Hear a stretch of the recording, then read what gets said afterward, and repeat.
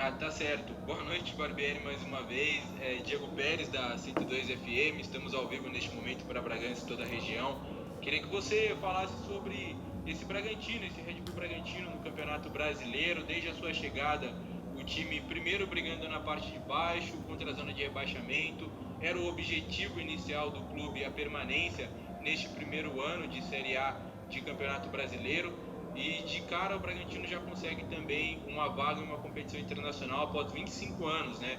Voltando a disputar um campeonato sul-americano em sua história. Então queria que você falasse sobre toda essa campanha, todo esse seu trabalho. O time ganhou um corpo, o time ganhou uma cara, fez frente com as principais equipes do país e termina agora em 10º colocado. Então queria que você resumisse toda essa campanha até essa vitória, onde o Claudinho se torna o artilheiro do campeonato, além de revelação e também craque. Boa noite, Barbieri. Boa noite, Diego. Boa noite aos ouvintes. Vocês acompanharam a história, né? Eu chego num momento em que as coisas não caminhavam bem, que a equipe vinha já frequentando ali a zona do descenso e a gente levou um tempo até que conseguisse colher os frutos do trabalho que a gente começou a desenvolver desde a minha chegada. Eu acho que a gente fez isso com bastante competência e aí principalmente a partir do início do retorno aí a gente conseguiu fazer frente a qualquer equipe do Brasil. Alguns jogos nós ganhamos, outros nós não conseguimos ganhar, mas fizemos frente a todas as equipes. Se eu não me engano, a gente termina com a 5ª melhor campanha do retorno, próximo àqueles que tiveram a melhor campanha, termina com a melhor defesa.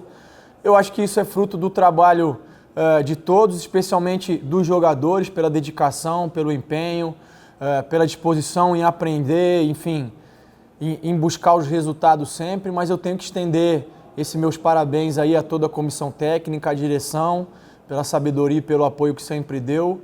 E a gente colhe, eu acho que tudo isso também com esse desempenho individual do Claudinho, que nos deixa a todos muito felizes, mas que ele também tem consciência de que é um trabalho de muita gente, né? Todos os outros jogadores ajudando. Eu acho que é mais uma premiação que todos nós vamos levar com muito carinho, esse desempenho individual dele. A partir desse momento a gente tem 2 dias aí para recuperar, já começa uma nova temporada e é isso que a gente vai fazer, encarar agora na sequência um novo campeonato, uma nova temporada que se inicia no domingo. Barbieri, boa noite. Sérgio Loreto, Rádio Futebol Total, Nova Norte FM, Alfamix. Parabéns pelo trabalho. Se encerra o campeonato e eu estava vendo aqui números de tudo que você fala desde a sua chegada e olha só para o torcedor também entender. O primeiro turno do Bragantino, ele termina a competição com 19 pontos, só 4 vitórias. Agora ele chega aos seus 53 pontos e 13 vitórias. Segundo turno são 9 vitórias, 7 empates, só 3 derrotas no segundo turno. E para você ver, né, se a campanha do primeiro turno, o Flamengo campeão, o Bragantino não perdeu para o campeão. Isso também é bom a gente ressaltar nos 2 jogos. No primeiro turno, tanto o Internacional quanto o Flamengo fizeram 35 pontos. O Bragantino nesse segundo faz 34. Ou seja, mostrou realmente o campeonato e o momento, isso que dá esperança de que o ano de 21 vai ser ainda muito maior. Para você com esse grupo, o que representa tudo isso? Você já falou um pouco, mas de saber que agora, porque a sensação que a gente tem pelas palavras do Thiago Escuro, dos jogadores, de vocês, é que 21 precisa ter mais ainda do que já foi conquistado 19 e 20. É esse o caminho e as coisas estão realmente nesse trilho? Boa noite, Sérgio. Boa noite aos ouvintes aí. Eu acho que sim. Eu acho que você falou com bastante propriedade dos números, eles falam por si só, né? E aí eu queria só fazer um adendo e destacar a maneira como isso foi feito, né? A maneira como foi construído, né? Porque tem outras equipes aí que também conseguiram uma pontuação elevada, vamos dizer assim, mas com uma outra postura, uma outra maneira de jogar, e aí não cabe a mim julgar o que é certo ou errado, até porque eu acho que não existe isso, mas eu acho que a gente tem que valorizar também a maneira como se construiu toda essa história e esse cenário, né? Que é um Bragantino, mais uma vez, sempre tentando impor o seu jogo, sempre tentando buscar o gol adversário, sempre tentando propor e criar situações e apresentando um bom futebol. Eu acho que isso também me deixa muito feliz.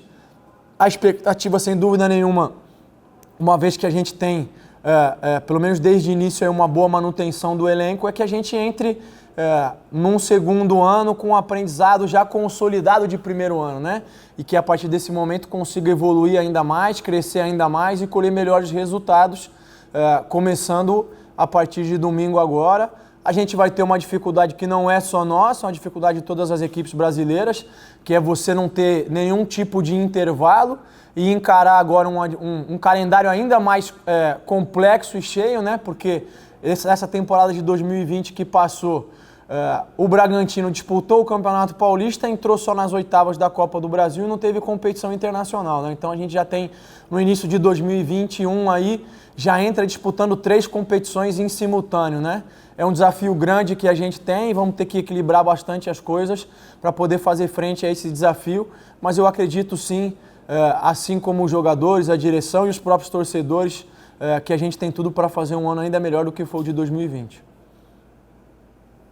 Rodrigo Seixas, Correio de Atibaia. A gente vê que o time, taticamente, ele foi mudando durante o campeonato, né? Com novos jogadores entrando, deu até o Vitinho no final, participando ali no time. E eu queria saber de você como que foi essa evolução do time, como foi o entendimento dos jogadores. Eu acho que deu para perceber que na virada do ano o time cresceu ainda mais.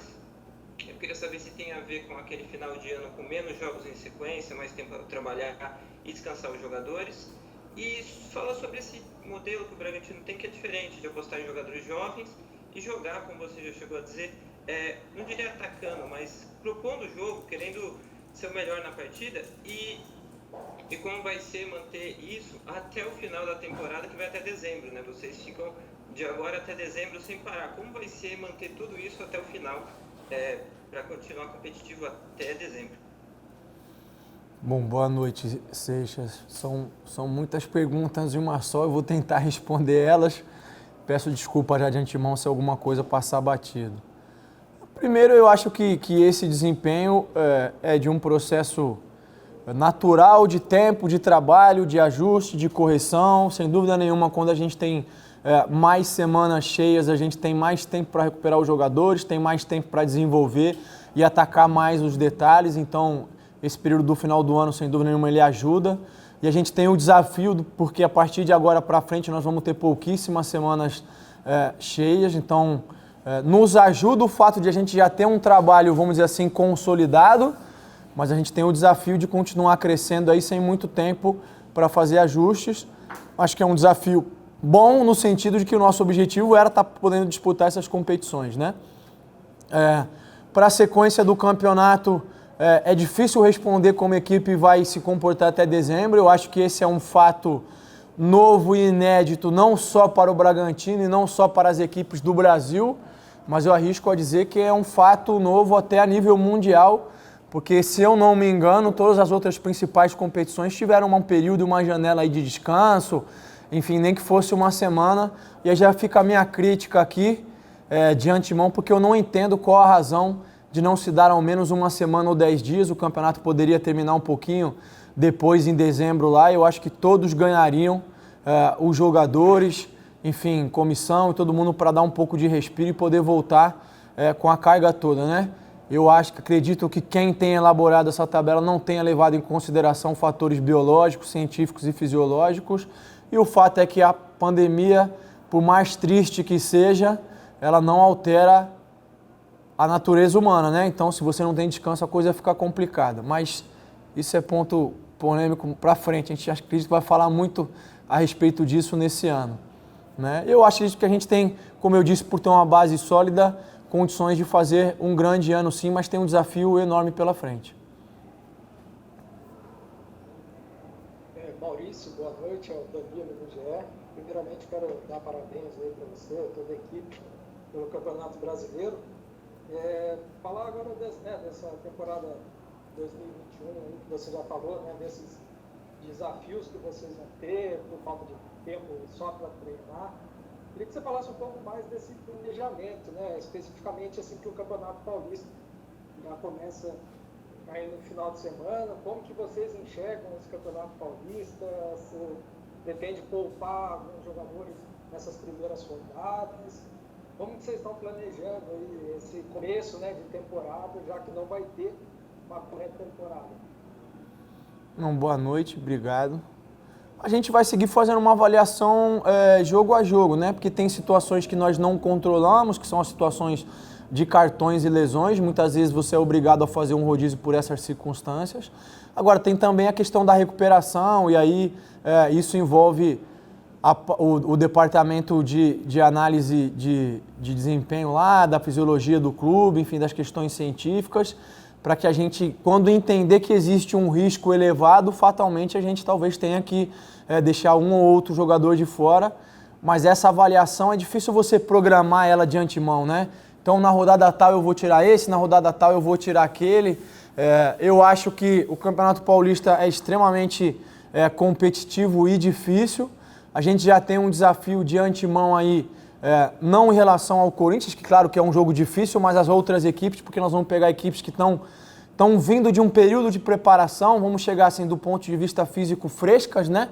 Ou inteiras, e a gente está carregando uma temporada inteira nas costas, e isso, sem dúvida nenhuma, a partir de um momento começa a ter um peso importante. Então a gente tem que ter muito cuidado, porque também tem o objetivo aí de buscar essa classificação no Campeonato Paulista. Então a ideia é ir jogo a jogo, e é possível sim que a gente faça alguns rodízios, algumas variações, até por conta do elenco que a gente tem, a gente acredita que tem capacidade de fazer isso. Boa noite, Maurício. Primeiramente, parabéns aí pela campanha, né? Muitos torcedores estavam meio que desacreditados que o Bragantino conseguisse manter na Série A, e você conseguiu, Angelito da Bandeirantes.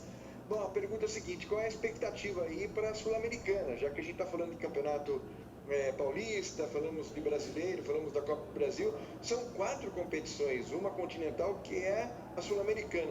Você já vislumbra alguma coisa, contratações, tem alguma expectativa? Ainda é cedo para falar de Sul-Americana, mesmo porque para o torcedor de Bragança Paulista, depois de 25 anos, isso é um atrativo a mais. Boa noite, Angelino, obrigado. Eu acho que é uma competição extremamente difícil, né? Vai entrar na questão do que a gente falou, do que foi um pouco esse ano para a equipe do Bragantino, que é essa curva de aprendizagem, né? Toda vez que você entra numa competição, vamos dizer assim, relativamente nova, e para muitos desses jogadores que a gente tem no elenco aí, estar participando de uma competição internacional acaba sendo um fato novo, né? Você tem uma curva de aprendizagem, e a gente tem uma dificuldade extra esse ano, que embora seja uma fase de grupos, né, da Sul-Americana, o que é bacana, porque te permite fazer mais jogos, só classifica um time por grupo, né? Então, se eu não me engano, aí são 8 grupos de 4 equipes, mas só passa o primeiro, né? O que é uma dificuldade, sem dúvida nenhuma, grande. Agora, a gente vai encarar com bastante positividade, com bastante expectativa de que a gente possa ser esse grupo que venha classificar. A gente vai estar fazendo isso concomitantemente ao Campeonato Paulista e a alguns jogos da Copa do Brasil. Mas sem dúvida é um campeonato importante que tem um peso muito grande para nós, né? Então a gente espera poder fazer uma boa apresentação e fica feliz de poder proporcionar essa experiência ao torcedor de Bragança. Não sei como vai ficar a questão da pandemia até lá e a volta dos torcedores no estádio, né? O ano de 2020 foi complicado nesse sentido.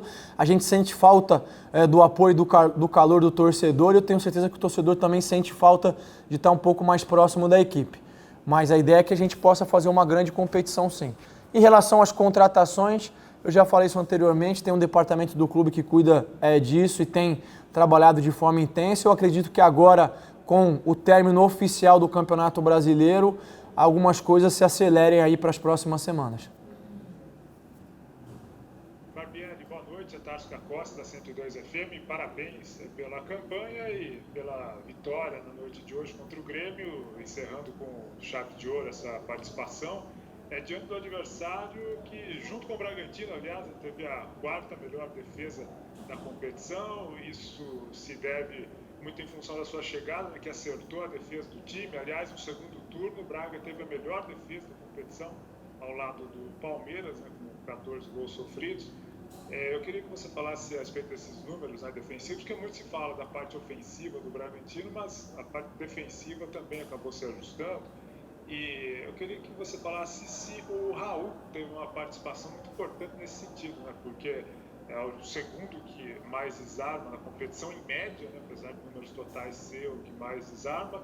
E além dele ter essa qualidade, né, para iniciar as jogadas, tem o desarme também, ele como grande trunfo. Ele traz o equilíbrio para a equipe, dá segurança para a defesa e também para o setor de criação. Boa noite, Tarso. Obrigado. Em relação aos números, né, essa questão defensiva, a gente fica muito feliz com a evolução que a gente conseguiu ter ao longo do tempo. Eu acho que isso se deve a um conjunto de fatores, mas principalmente a questão do compromisso de todos os jogadores, inclusive os homens de frente, Claudinho, Ítalo, de ajudarem nessa primeira fase de construção do adversário, serem bastante agressivos, não darem espaço ao adversário jogar. Isso faz com que a defesa tenha que disputar bolas mais divididas, né, bolas menos limpas para o adversário. Isso, sem dúvida nenhuma, favorece o sistema defensivo como um todo. Eu fico muito feliz que a gente tenha conseguido ter esse nível de desempenho. Espero que a gente possa manter daqui para frente, se possível melhorar. Em relação ao Raul, sem dúvida nenhuma, ele é um ponto de equilíbrio da nossa equipe. Eu acho que isso demonstra até pelo número de jogos e minutos jogados que ele tem, né? Talvez seja o jogador que mais tenha minutos jogados aí nos últimos jogos.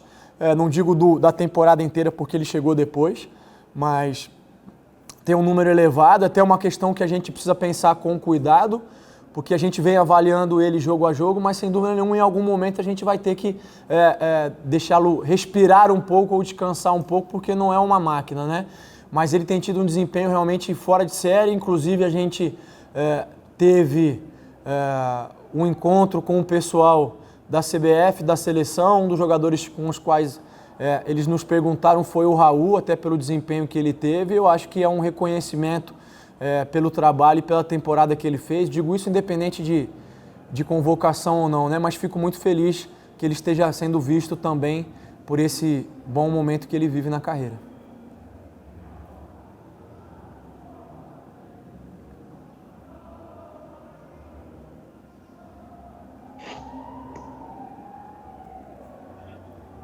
Seu áudio não está saindo, Loredo. Tá mudo aqui. Desculpa, vamos lá. É o famoso botão, né? Abre e fecha. Tem que abrir. Eu sou novo, eu ainda aprendo, viu, Barbieri? Fica tranquilo. Eu quero aproveitar, vou fazer a pergunta, vai ser minha última pergunta. Eu quero aproveitar, agradecer os companheiros jornalistas e as mensagens que eu recebi. Nas últimas coletivas a gente não teve o meu irmão aqui perguntando pelo Bragança Jornal, e a gente está em oração pela recuperação dele, tá? Ele está se recuperando de Covid e o negócio é feio. Então, a força a ele e obrigado a todos que continuam aí com orações. E eu sei que ele faria também alguma pergunta aqui na coletiva, então eu estou fazendo essa segunda pensando nisso. E eu quero saber, o torcedor quer saber, não sei se você vai responder. Claudinho domingo, está escalado? Ele joga? O torcedor está naquela. Hoje eu vi o Premier na transmissão falar, o Claudinho está fazendo o último jogo dele pelo Red Bull Bragantino. Então, Barbieri, responda a esse torcedor. Se você escala o Claudinho domingo, se ele vai jogar, se ele continua jogando, e na hora que ele tiver que ir, ele vai, né? Com a bola que ele está jogando, na hora que ele tiver que ir, ele vai. Mas como que fica nesse momento para o treinador, por favor? Muito obrigado. Boa noite, Loredo. Primeiro, minha solidariedade em relação ao seu irmão. Espero que ele se recupere logo. Tem as nossas orações aqui dando força. Em relação ao Claudinho, eu volto a responder aquilo que eu sei. O Claudinho continua, ele tem contrato, não houve nenhum tipo de negociação para a saída dele, essa é a informação que eu tenho. Então, se a gente, depois de todas as avaliações, entender que o Claudinho tem condição de jogo, que não existe um risco exagerado de lesão ou não, o Claudinho tem condições de jogar e provavelmente inicia o jogo contra o Corinthians sem maiores problemas. Rodrigo Seixas, a sua equipe no campeonato criou sempre muitas chances, né? Só que em alguns jogos acabou não marcando gols, como nos últimos dois. Esse tipo de jogo, quando você pega defesas mais fechadas e tudo mais, você acha que você precisa criar novas formas para atacar, ou é mais questão de mais tempo de treinamento e entendimento de algumas ideias? Alguma coisa que o time está fazendo ou deveria fazer com mais capricho? Como é que é? Esse é o principal ponto que você se preocupa quando você pensa em no restante da temporada? Boa noite. Eu acho que esses 2 jogos que você citou, né, exceção o Grêmio hoje, porque hoje a gente fez um gol, não vou dizer apenas porque foi o gol que nos deu a vitória, mas criou muitas possibilidades, né? Faltou efetividade para marcar o segundo aí, talvez o terceiro gol. Em relação aos jogos que você citou, que eu acredito que sejam jogos do Sport e Goiás, eu acho que contra o Goiás a gente conseguiu, especialmente no primeiro tempo, até porque era uma mesma situação, uma mesma formação que o Goiás apresentou, que a gente enfrentou contra o Sport, né? Um time muito fechado, 3 zagueiros, uma linha de 5, todo mundo quase dentro da área ali defendendo. A gente estudou algumas situações e criou chances mais claras, né? Mas faltou efetividade. É claro que a gente tem margem para evoluir nisso, tempo para trabalhar é importante, é fundamental. Eu acho que a gente não pode esquecer a situação dos desfalques, então eu acho que Arthur e Elinho fizeram falta contra o Sport por característica individual, de serem jogadores que têm um desequilíbrio individual muito grande, são capazes de quebrar uma linha inteira de marcação com drible, com uma jogada individual. Uma série de questões que a gente acabou passando, né? Não são questões que me preocupam para o restante da temporada. Eu acho que a gente vai encontrar novos tipos de soluções para isso, sim, desde que haja tempo para a gente desenvolver e trabalhar nesses quesitos. Barbieri, falar um pouquinho do Campeonato Paulista, que começa no domingo agora contra o Corinthians, uma equipe também vem bastante desgastada dentro do Brasileiro, mas qual a expectativa, o que o torcedor pode esperar já do início, uma vez que não tem uma pré-temporada para o Paulista, né? Então, um campeonato meio que emendado, como que você pretende ir para este primeiro jogo contra o Corinthians?